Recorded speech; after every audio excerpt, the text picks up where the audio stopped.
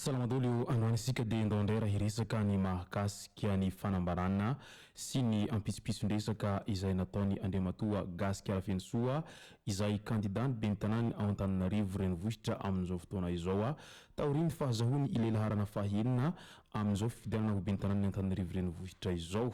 I Gasika Arafenisoa moa dia fantatsika tsara fa sombam-bahoaka ny Antananarivo ao boriboritany fahatelo ao. Izao nirotsaka ho ben'ny tanàna ao Antananarivo amin'arany antoko mouvement Gasikara izao ary niresaka ihany koa ny tena ny mahakasika ny fahatapahan-jiro sy rano ary nitondra ny fitarain'ny vahoaka tamin'ny DG Jiramany tenany ary nangataka vahaolana tamin'izany tamin'iny androny omaly iny. Ka ny pitsopitsony mahakasika an'izay no resana amintsika ato anatin'ity video ity ka manasantsika rehetra anaraka an'ity video ity hatramin'ny farany. Aza dino ny milaiky ny video antsika ary tsarovy hatrany ny miabony amin'ny chaîne antsika mba ahafahanareo manaraka tsy tapaka ny video zay lefa ny misisy to matatagasy toy izao ny fanaovana azy. Tsy ampela moa isika fa avetrany tonga dia vavany ndao ary. Fa milo ny dirantsika amin'izay pitsopitsony mahakasika ny resadresaky ny Gasika Arafenisoa izay dia ndao aloha fantaritsika ireto tsara ho fantatra manaraka ireto. Tsy maintsy aterina amin'ireny bonbonina ireny ny rano satria hatrany amin'ny 20 isanjato no very. Ho hiatrany Andrianamela Soa lalaina ministry ny rano. Mbola olana sy drain'ny vahoaka ny tsy fampiny rano sy ny delestazy lavareny.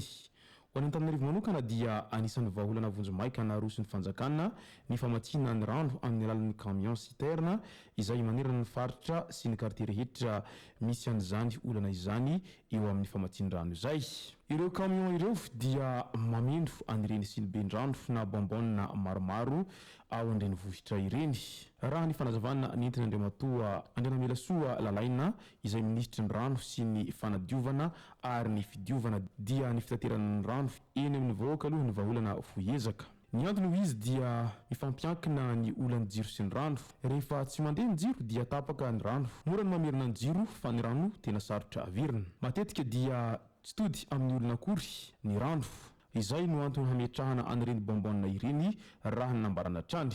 Misy fahaverezana 20 isanjato ny rano eto an-drenivohitra. Izany hoe hatramin'ny 70 tapitrisa litatra any ho any no very any anaty tany satria antitra ny fantsona mitondra ny rano. Na mamokatra rano aza isika dia misy very ihany ka ireny very ireny no aterina eny amin'ny quartier satria tsy ho tody any mihitsy ireny rano very ireny.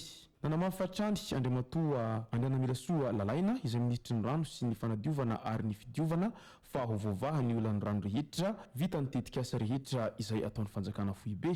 Efa tany amin'ny 20 na 30 taona lasa no nitady vahaolana momba izany isika. Amin'izao fotoana izao vao nisy filoha sahy nanapa-kevitra hitady vahaolan'ny rano Antananarivo. Tsy nisy nahasahy nikitika ny ranon'ny Antananarivo satria sarotra ny mikitika ny ranon'ny Antananarivo. Na izany aza misy dingana arahana ny famahana ny olana dia ny famokarana sy ny fizarana ny rano. Tsy maintsy miaraka vahana ireo na anatin'ny foezaka na lavitrezaka izany.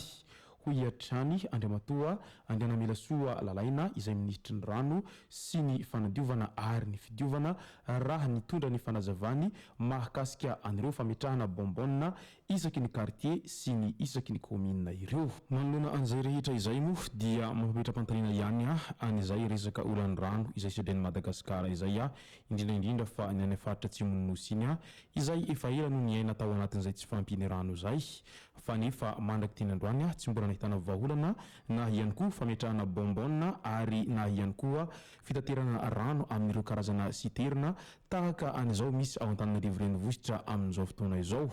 Ka eo indrindra no mahatonga ny olmpirenena maro izay samy maneho ny heviny rehefa faritra aiza izany no tena andraisana andraikitra ary vetivety dia voavaha ny olana fa rehefa faritra aiza dia toa tsy dia hita loatra izay fandraisana andraikitra amin'ny famahana olana izay manjady mivoaka malagasy izay nefa dia samy voaka malagasy zao isika rehetra manerana ny nosy ka tokony mba ho jerena ankaiky ihany koa ny vahaolana izay mianjady amin'ireo voaka malagasy any Atsimonosy any izay miaina ao anatin'izay tsy fampinyrano sy ny kerelava izay mahazo izy ireo isan-taona izay. Mbola ao anatiny izay olany jiro sy rano malagasy izay hatrano dia nitondra ny fanazavany Andriamatoa Gasikara Fensoa raha toa ka niresadresaka tao amin'ny pejiny tao ny mahakasika amin'ny fitadiavam-baholana eo anatrehany izay olan-jiro sy rano izay. Fahatapahan-jiro sy rano nitondra fitarainana ny vahoaka tany amin'ny DG Jirama ny tenako nangataka vaholana tany aminy. Tonga nangata-panazavana mahakasika ny fahatapahan-jiro sy rano tamin'ny Taleny Jirama Andriamatoa Ronwes teny amin'ny birao fiasany tamin'ny talatalasa teo ny tenako hiatrany Gasikara Fensoa. Nangataka ihany koa aho mahakasika ny vaholana efa ety Jirama hamahana ny farafaharatsiny hanamevanana ny olana ary nanolotra sosikevitra hanamevanana ny fahasaran'ny vahoaka ao Antananarivo boriboritany fahatelo ao mahakasika an'izay olany rano izay. Namafisiko moa tamin'ny tompon'andraikitra io fa amin'ny mahasomba-vahoaka ny tenako no nahatongavako teny ka ny feon'ireo mponina noho izany no entiko sy mila valiny avy any amin'izy ireo. Toy izao ireo fanazavana ny Andriamatoa Ronwes raha fehezina tsotsotra ny amin'ny mahakasika an'izay olany jiro sy rano izay manjady amin'ny vahoaka malagasy amin'izao fotoana izao. Ny mahakasika ny jiro efa antitra ary misy efa tamin'ny taona 3,900 ireo milina mpamokatra herinaratra ary mbola miasa hatramin'izao. Ampolo taonany maro no tsy nanangana foto-drafitrasa ny Jirama.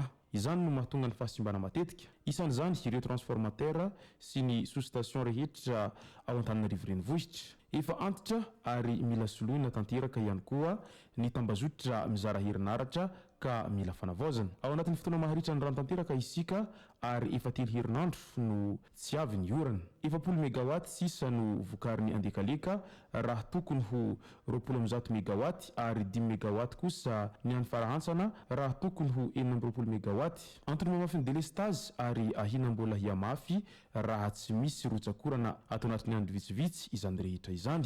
Tsy maintsy hiarina ny Jirama fa tsy vita eo ao anatin'ny iray andro ny vaholana manoloana an'izany rehetra izany. Manamevana ny fahasahiranana no azon'ny Jirama atao. Manomboka izao dia hiditra ao anatin'ny programa ny fahatapahan-jiro mifandimby na délestage avokoa ireo faritra izay tsy mba tratrany izany teo aloha. Tanjona dia mba mifandanja ny faharetan'ny fahatapatapahana any amin'ny toerana rehetra. Hafainganana ny tetikasa fanamboarana ny tambazotra avy any Toamasina mba ahazona misintona herinaratra avy any Ambatovia. Manome toky ny Taleny Jirama fa tsy tokony misy fahatapahan-jiro mahatratra adiny 10 na aman'andro izany intsony. Ireo izay manana fitarainana na fihetsika ratsy ataon'ny mpiasan'ny Jirama dia afaka mandefa mesazy mivantana any aminy ary hojerena manokana izany rehetra izany. Ny mahakasika ny rano indray dia toy ny jiro dia efa antitra ihany koa ny milina famokarana ny rano fisotro madio. Indrindra ny Enimandro Seza izay efa 10 taonany maro no nanamboarana azy. Efa antitra ihany koa ny tambazotra fitonjarana rano ka matetika no vaky ny fantsona amin'izany.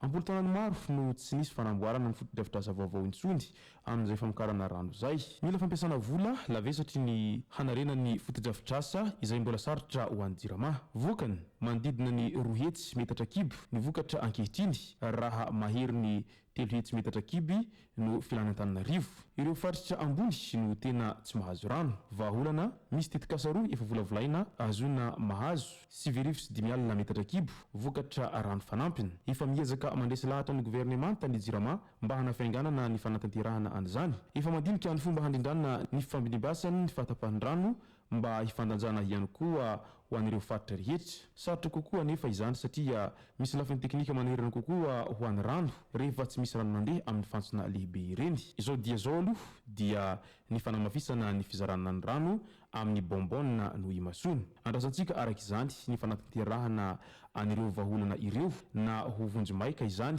na ho an'ny maharitra satria mijaly loatra isika vahoaka na ny fahatapahan-jiro izay mamelona asa maro ka apodika tanteraka amin'izao na ho an'ny fahatapahan-drano ihany koa izany rehetra izany. Taorian'izay moa dia nararotra Andriamatoa Gasikara Fensoa nilaza amin'ny hafaliny amin'ny fazahony laharana faha-enina amin'ny fidianana kominaly ao Antananarivo renivohitra ao. Laharana faha-enina ny tenako amin'ny fidianana ben'ny tanàna eto Antananarivo renivohitra ho isatrany. Ny isa 9 dia mitovy amin'ny isan'ireo boriboritany mandrafitra ny Antananarivo. Mino aho fa tsy kisendrasendra izany isa izany fa midika ho andraikitra sahady hitondra ny fampandrosoana manerana ireo boriboritany. Andao ireo boriboritany 9 hiarahandroso, hiara-isalahy, fanolo-tanana, hitondra fiovana sy fanaovana ho an'ity tanànantsika ity. boriboritany enina manohana ny laharana fahaenina gasikara fensoa sahy mahitsy ary miainy ny feon'ny vahoaka hatrany hoy ny tenany raha nilaza ny hafaliana mahakasika an'izay izay moa no masaka azonarosy tao anatin'ity vidéo ity tompoko lasy tompoko vavy misaotra antsika rehetra nanaraka nyity vidéo ity hatramin'ny farany azadiny ny milaiky ny vidéo antsika ary tsara voatrano miabone misaina antsika mba ahafahanareo manaraka tsy tapaka ny vidéo zay lefany misesy tomatagasy tompoko lasy tompoko vavy mankasitraka dia mirary soa